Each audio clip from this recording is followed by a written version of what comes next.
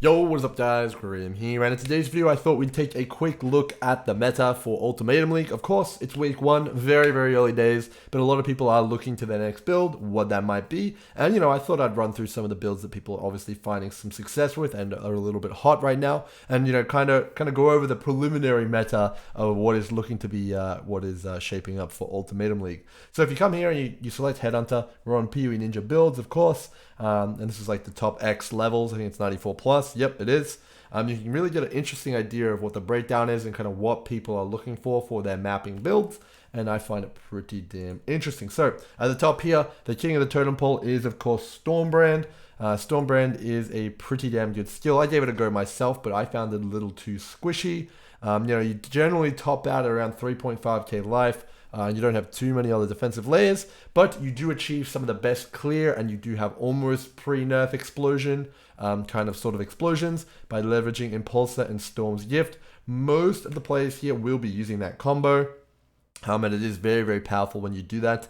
This person here is obviously also opting to not use cold conversion rings, which is a pretty interesting choice, but it actually makes sense because then you can get more life in and more resist there, and you can kind of fix up your build a little bit. But you won't have the defensive of Blast Freeze, which definitely does have a little bit of a negative impact on your survivability in ultimatums and maps. But generally it's going to be that combo. A lot of the builds are going to be using this Impulsor Storm's Gift combo that essentially allows you to blow up packs like you did with Normal Explode. I believe this guy is actually using some vast powers and magnifiers to try and ratchet up that area so that he can get that big explosion chains like he used to, and it definitely is a viable option. But this guy in fact doesn't have too many of the brand clusters. He doesn't have Holy Conquest, I don't think.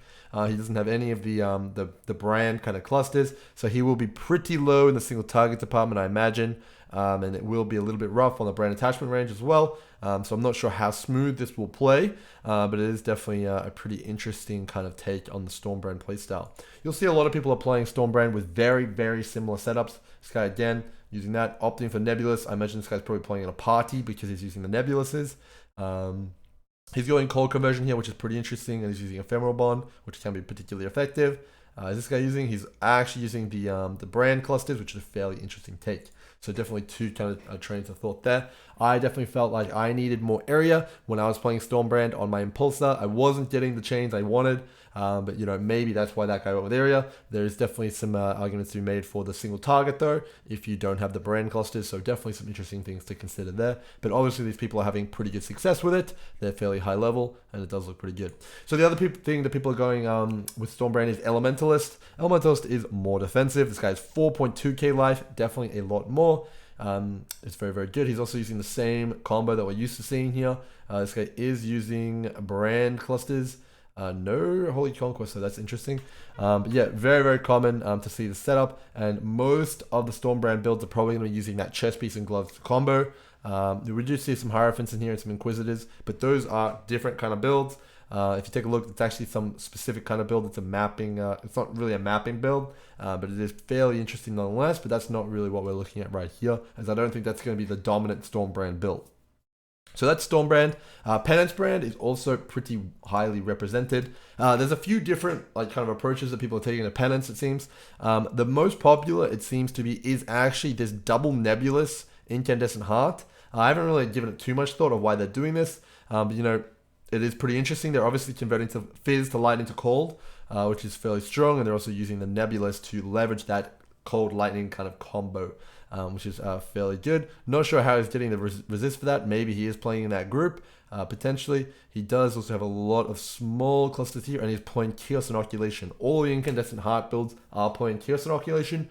I'm not entirely sure exactly how the clear looks on this, because he's not using any sort of explode, but it's possible that the explode, like the radius from Penance Brand itself, is sufficient for that clear, and you may not need Impulsor. I haven't tested that myself or seen anyone play it yet, but it does seem that a lot of the players have come to the conclusion that this is good enough, and it is powerful enough to clear maps, because you wouldn't be doing this otherwise, would you?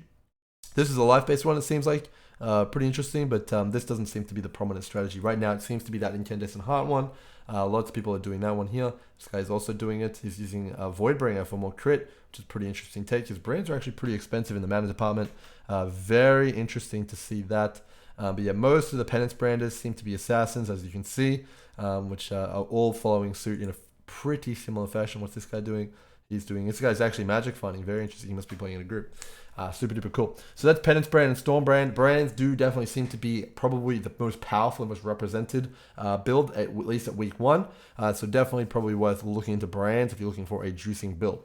So the other very, very popular build here is Cast on Crit Cyclone, the Ice Nova variant. Very, very popular indeed.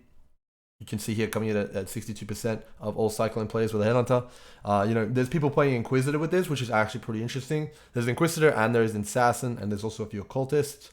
It's pretty crazy, but most people are actually opting to go with Carcass Jack, which I actually find pretty interesting. They're basically trying to scale the size of the Ice Nova just big enough so that they can ignore Explode. Some people are trying to use Legacy Explode, I also noticed. I'm not sure how that would work out. I feel like it would be fairly inconsistent. But yeah, let's see. This guy's using the Legacy Explode, which is pretty cool. He's also using a Herald of Ice Ring. But yeah, that's kind of the general setup. You're either using Legacy Explode or using Carcass. And that's for the kind of Cast on Crit Ice Nova setup. This guy's also using Frostbolt as well in one of his Cospreys to make it a little bit more juicy. So yeah, I think that's definitely a pretty competitive build as well. Big fan of that. If you're down with that kind of pseudo melee play style, you do need to Cyclone on that on the packs and stuff like that. So if you're trying to like screen wide AOE, this isn't going to be the most effective build. It's not going to be the most effective Legion farmer either, I don't imagine. But if you're just trying to clear maps pretty quick, a Toxic Sewer, maybe something like that, this can actually be a pretty damn good build. It's also a pretty good single target, I imagine, if I remember correctly. So maybe it's actually something worth looking into. There. The other one which I found pretty interesting is actually that a lot of people are staying on their Bladefall Blade Blast builds. If you can see here, Bladefall Blade Blast, a lot of people are staying on it.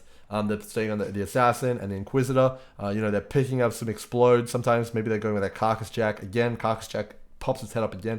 Most people are just trying to scale enough AoE to not have to worry about Explode. It's a pretty interesting approach. I think there's this guy is using the Explode. Yep, not Legacy Explode, Elevated Explode, sorry. Pretty interesting there, going for the Void Battery approach. Not many impulses on the old guys over here. We don't see too many impulses. I actually don't see any impulses really. Yeah, not many people using Impulsor here on the Bladefall Blade Blast department, but Bladefall Blade Blast actually has pretty damn good coverage by itself, and just slapping an Explode on there probably does enough, and I think that's a pretty good approach as well. So yeah, lots of Assassins, lots of Inquisitors, pretty much all Assassin though, and pretty much all of them are going crit. And they're going fizz base as well. Not too many. Actually, this guy was poison. That's pretty interesting. So poison there. Is there any more poison? Let's take a quick look.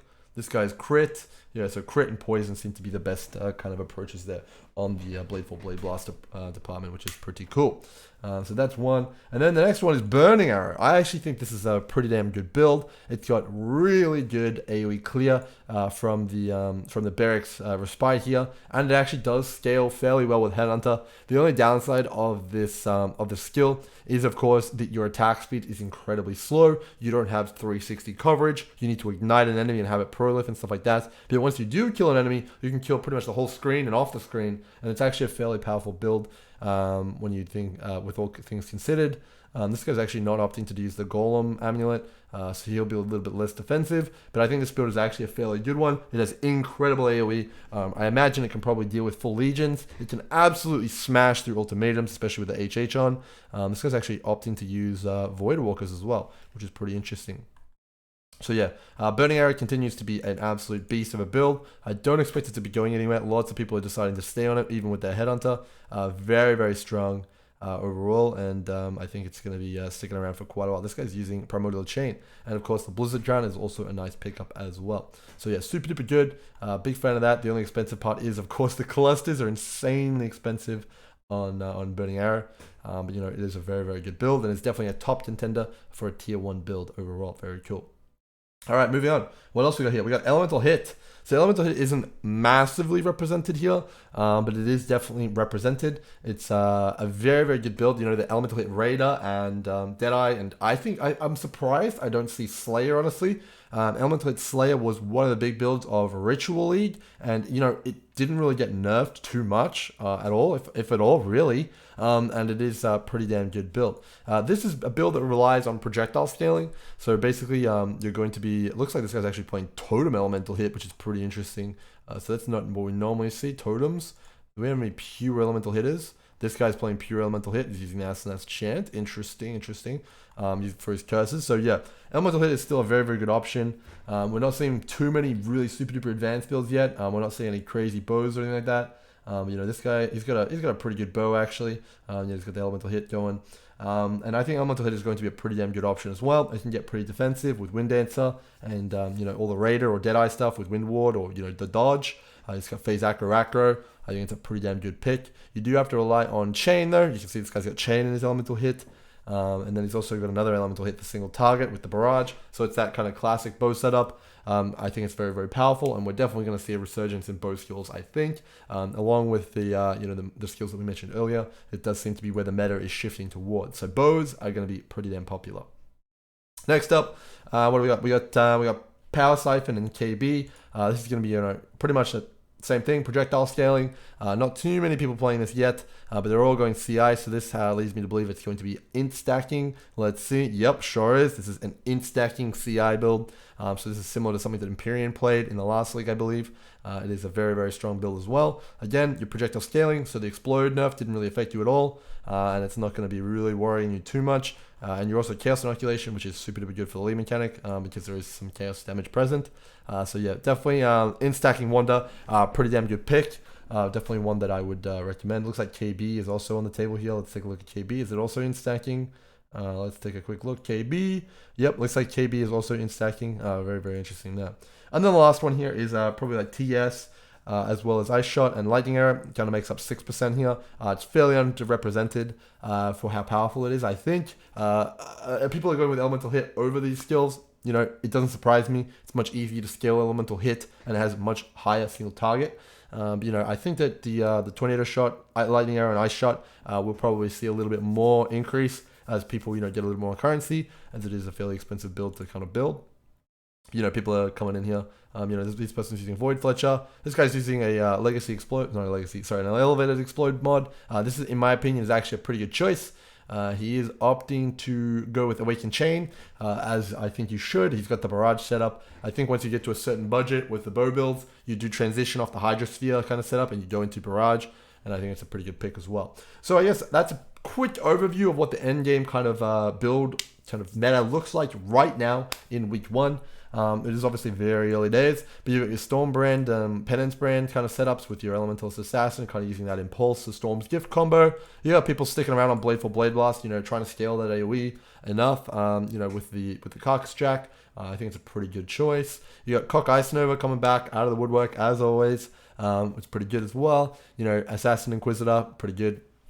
Burning Arrow is definitely a very, very powerful build to pick. It's got crazy AoE, very good tankiness. It does scale with Headhunter. The only downside is a little bit slow on the attack speed, and the actual coverage is a cone. It is what it is. Elemental Hit, of course, very, very good as well. I'd probably say that Burning Arrow is stronger than Elemental Hit, personally. That's my opinion. But they're both very, very powerful in terms of the clear speed and bossing department. I think they're both really good picks. You can pretty much easily do your Cyrus on either of these builds wearing your Headhunter, which is a big, big advantage.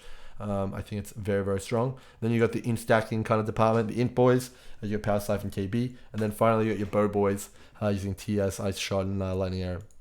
I think summing it all up, it looks like it's going to be Brands, pretty much, and then it's going to be Burning Arrow. Those are the two builds that I think are probably the strongest from what I've seen here. And then in terms of actual clearing maps fast, with the massive coverage, quality of life, I'd probably say it's going to be the bow builds and Power Siphon, Elemental Hit, that kind of stuff like that, because you can pretty much just clear the whole screen in one shot.